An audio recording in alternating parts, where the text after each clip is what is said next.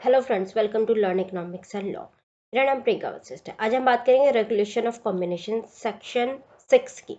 Regulation combination यानी कि combination को चलाना। ठीक है, बेसिकली हम बात करें कंपटीशन एक्ट में रेगुलेशन ऑफ कॉम्बिनेशन। कॉम्बिनेशन क्या होता है? जब आप अमलगमेशन मर्जर करते हो, ठीक है, उसके बाद उसमें क्या होता है, आप किसी दूसरी कंपनी में वोटिंग राइट्स खरीद रहे हो, या किसी तरीके से आप कोई परचेज कर रहे हो, कोई एक्विजिशन कर रहे हो, किसी भी तरीके की आप वोटिंग राइट्स कर रहे हो। ठीक है, आपने किसी भी तरीके से किसी दूसरी कंपनी पे राइट्स एक्वायर करा है, उसको आप कॉम्बिनेशन बोलेंगे। यहाँ पर कॉम्बिनेशन का मतलब अमलगमेशन मर्जर से भी है। ठीक है, किसी भी तरीके से दो कंपनी आपस में मर्ज हो रही है कॉन्ट्रैक्ट बेसिस पे, या कैसे भी करके मर्ज हो रही है, तो उसको आप कॉम्बिनेशन बोलोगे। अब इस कॉम्बिनेशन को चलाना कैसे है, कंपटीशन एक्ट में हम इसको कैसे पढ़ेंगे, ये देखने वाली बात है। तो रेगुलेशन ऑफ कॉम्बिनेशन बात करता है सेक्शन 6 में। सेक्शन 6 क्या कहता है? Section 6 of the combination act prohibits any person enterprises, यानी कि मना करता है, सेक्शन 6 मना करता है किसी भी कंपनी को, एंटरप्राइजेस को, पर्सन को, ठीक है, entering into a combination which cause और लाइकली टू कॉज, जो एंटर कर रहे हैं appreciable adverse effect of competition act, यानी कि जो कंपटीशन एक्ट को वायलेट करते हैं उस मर्जर में, अमलगमेशन में, या किसी भी तरीके के एक्विजिशन को मना करता है कॉम्बिनेशन एक्ट। ठीक है, within the relevant market in the India में, if such a combination form shall be void, यानी कि ये कहना चाह रहा है सेक्शन 6 कहता है कि किसी भी तरीके से मर्जर करो, अमलगमेशन करो, किसी भी तरीके से आप कॉम्बिनेशन बनाते हो, तो कोई भी कंपनी हो, चाहे कोई भी पर्सन हो, चाहे कोई भी एंटरप्राइजेस हो, वो यदि appreciable adverse effect on competition पे डालते हैं, यानी कि कंपटीशन पे कोई भी गलत इफेक्ट डालते हैं इंडियन मार्केट में, तो आपको वो कॉन्ट्रैक्ट जो है, जो आपने किया है, जिसकी वजह से वो कंपटीशन एक्ट वॉइड हो, एडवर्स इफेक्ट पड़ रहे हैं उस पर, वो एग्रीमेंट आपका वॉइड हो जाएगा, शून्य हो जाएगा, खत्म हो जाएगा। ठीक है, कंपटीशन को हर एक मार्केट के लिए बढ़िया बताया है। कंपटीशन हर एक मार्केट के हर एक बंदे के लिए सही बताया। सेलर जो है उनके लिए भी बढ़िया बताया कंपटीशन को। ठीक है, जो ट्रेडर है उनके लिए भी बढ़िया बताया है, जो थर्ड पार्टी है उनके लिए भी कंपटीशन को सही बताया है। उसके बाद लिखा है notice to the commission disclosing detail of the proposed combination. ठीक है, इसमें क्या है, नोटिस देना है, एक कमीशन है जिसको नोटिस देना है अबाउट द कॉम्बिनेशन। यदि आप किसी भी तरीके से कि दो कंपनी आपस में मर्जर कर रहे हैं, अमलगमेशन कर रहे हैं, एक्विजिशन कर रहे हैं, किसी भी तरीके से आप कॉम्बिनेशन बना रहे हैं किसी तरीके का, तो आपको कमीशन को नोटिस देना पड़ेगा। ये कौन कहता है? ये सेक्शन 6 का सब पॉइंट 2 कहता है। ठीक है, सब सेक्शन 2 कहता है।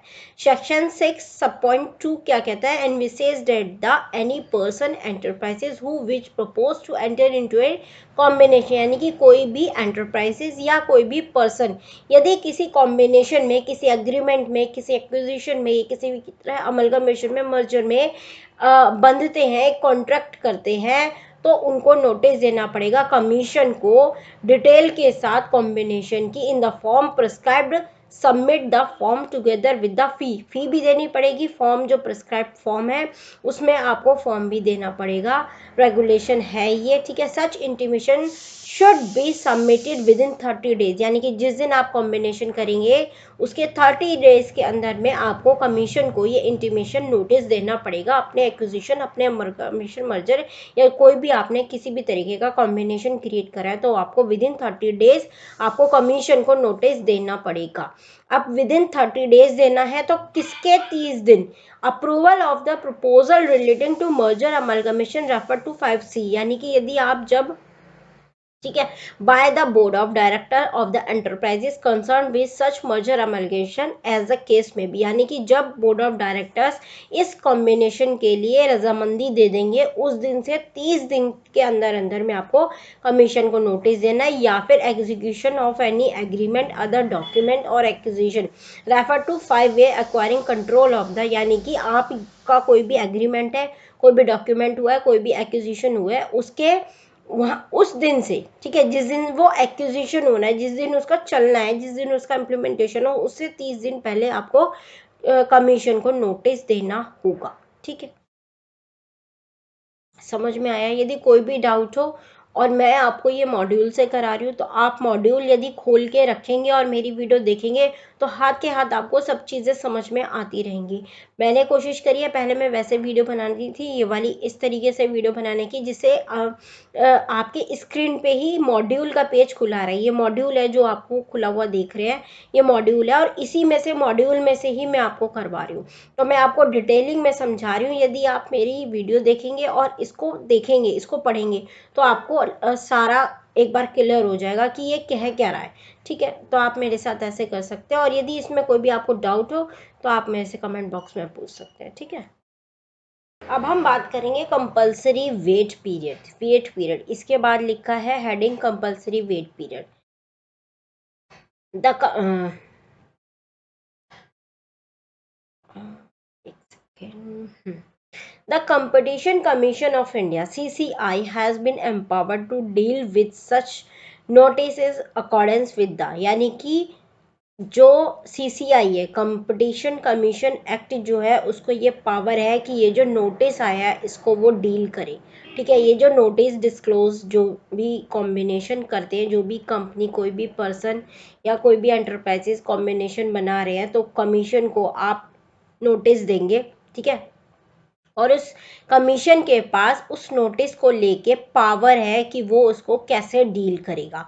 और वो डीलिंग जो होगी वो सेक्शन 29, सेक्शन 30 और सेक्शन 31 के तहत होगी। ठीक है, यानी कि जो आपने किसी भी पर्सन ने, किसी भी कंपनी ने, कोई भी जाके आपने कोई कॉम्बिनेशन बनाया है, अमलगमेशन करा है, कॉम्बिनेशन बोले तो अमलगमेशन करा है, मर्जर करा है, किसी कंपनी में एक्विजिशन करा है, या किसी भी तरीके से आपने कोई कॉन्ट्रैक्ट बनाया है, तो उस कॉन्ट्रैक्ट में आप जाके कंपटीशन एक्ट में जाके आप कमीशन को नोटिस देंगे।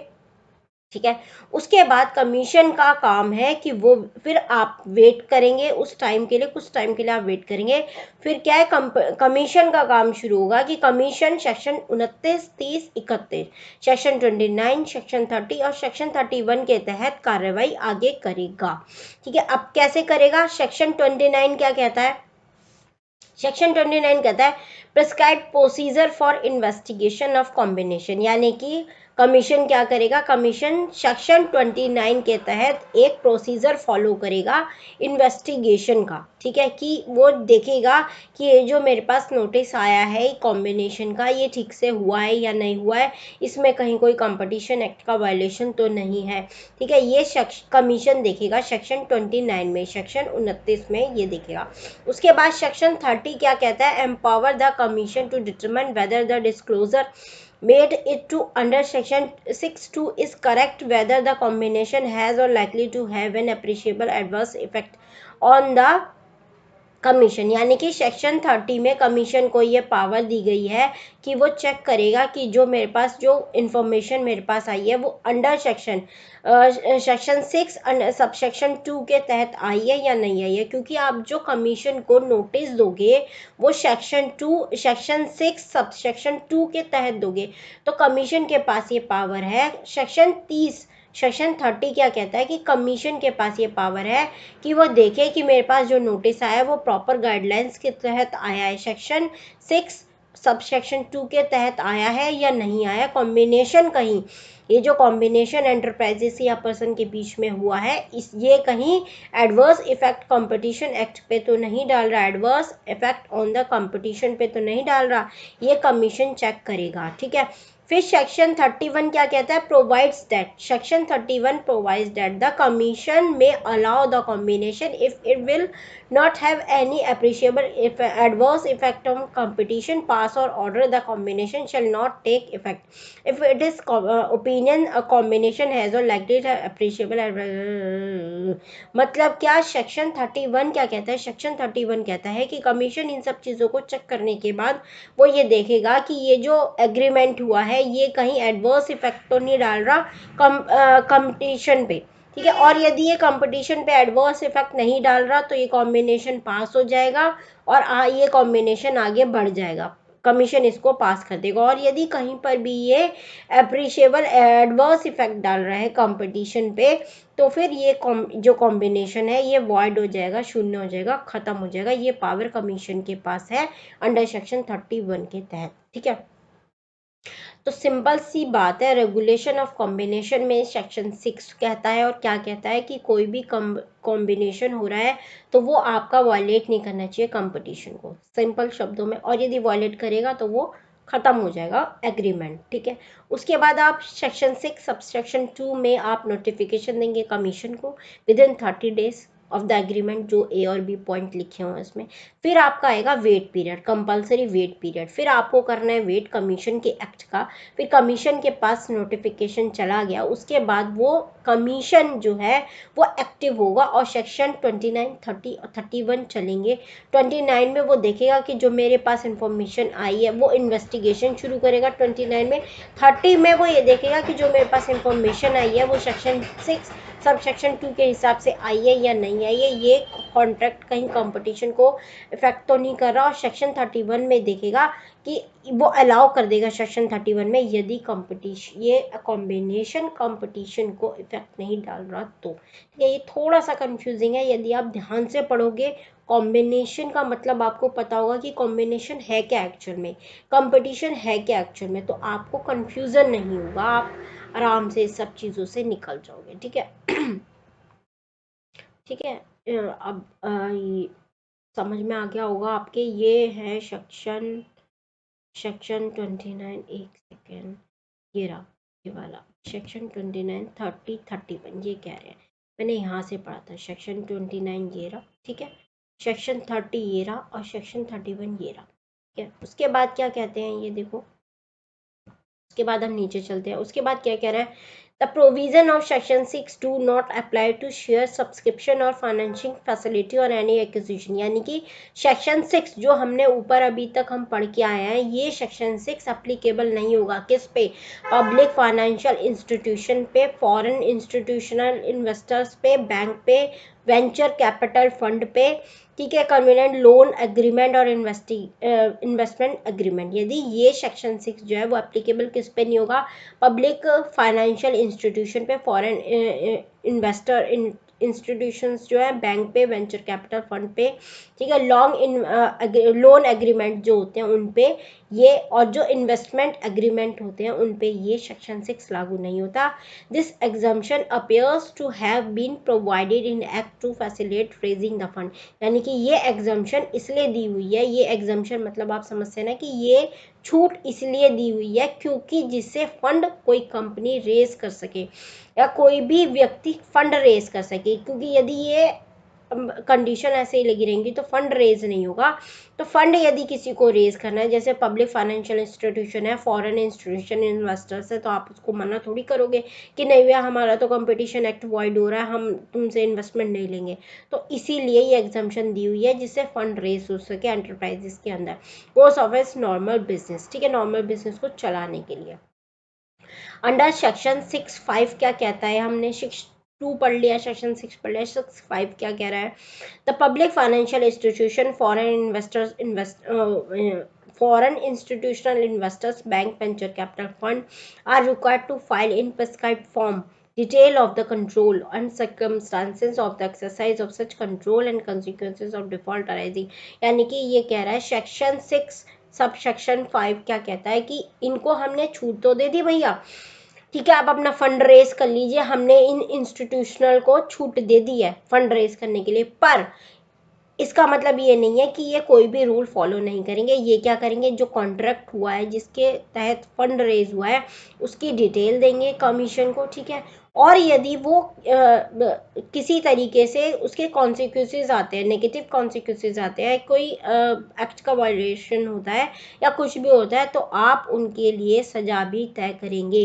कॉन्सिक्वेंसेस जो है डिफ़ॉल्ट के, यदि वो कहीं पर भी डिफ़ॉल्ट पाए जाते हैं तो कमीशन को ये भी बात उस कॉन्ट्रैक्ट में, उस फॉर्म्स में लिखी हुई है कि उसके एवज में फिर आपको क्या पनिशमेंट मिलेगी, उनके क्या कॉन्सिक्वेंसेस होंगे, वो सब लिख के आप देंगे within 7 days from the date of such such acquisition entering into such agreement, यानी कि जब आप एग्रीमेंट में एंटर कर जाएंगे उससे 7 दिन पहले आप कॉन्सिक्वेंसेस भी देंगे। क्या आप 7 दिन पहले ये कह रहे हैं, आप 7 दिन पहले बोलेंगे भैया हमने फंड रेज करा है और हम ये सेक्शन 6 अप्लाई नहीं कर रहे हैं, हमें एग्जाम्पशन है, तो आप ये बताओगे। और यदि ये इस एग्जाम्पशन का हम गलत फ़ायदा उठाते हैं या कुछ गलत होता है तो उसके कॉन्सिक्वेंसेज जो होंगे, जो डिफ़ॉल्ट होंगे, जो पनिशमेंट होगी, वो भी उस एग्रीमेंट में होगी। ठीक है।